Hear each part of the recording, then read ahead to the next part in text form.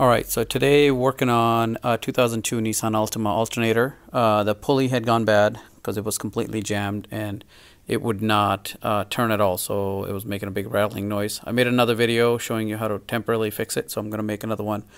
Actually remove this pulley. This is not easy, by the way. They make it sound like it's easy. They tell you all the tools. The problem is that this armature for the alternator does not have a hex bit in the middle. So the tools they tell you to use that you can rent from AutoZone have this hex bit option, but that alternator does not have a hex bit. So how do you take that bit off? Well, heck, this took me at least an hour to figure out. Watched a ton of videos, even called Gates, and they had no idea. So I kind of figured if I'm going to screw up this alternator, why don't I just try it? And if it works, great. If it doesn't, I got to buy another alternator anyways. So I was able to take it off, and I'll show you how. This is the bit you need. It's a 33 spline. You kind of see the splines on here that fit into the pulley. This is my new pulley, but nothing can hold this. So what I did was I tried to do the fins in here by jamming a couple of things on the fins, and I ripped off about 3 or 4 fins. I'm like, this is not going to work. So I went back and noticed that they're inside here. If you turn the alternator itself, you will get to a point where there's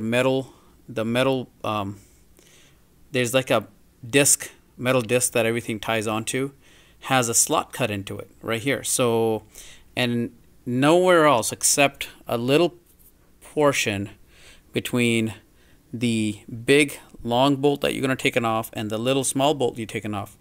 There's a little gap in here. Let me see if I can focus it. Right here that you can jam the screwdriver in and line it up.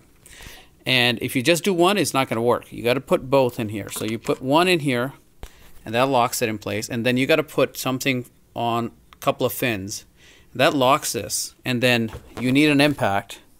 Use the impact and it'll take it off. And the bit size is 21, if I want to be correct here, 22. Wait, never mind. It's a 7/8. Yeah, don't use a 22. I think it's a little loose. So use 7/8 bit on a cheap impact and put this on here, and that will actually spin it off.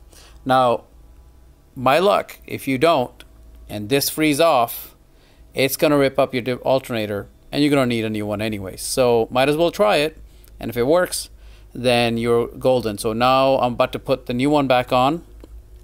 So this was on here before, like this. And remember, it goes counterclockwise because the alternator spins clockwise. So it was on there. This was in here like this. And pretty much I had the impact on top, like that. I had those set up, and then it spun off, and I was happy. So I figured somebody will use this, and this should work for you. Good luck, and comment or questions or whatever I can help with.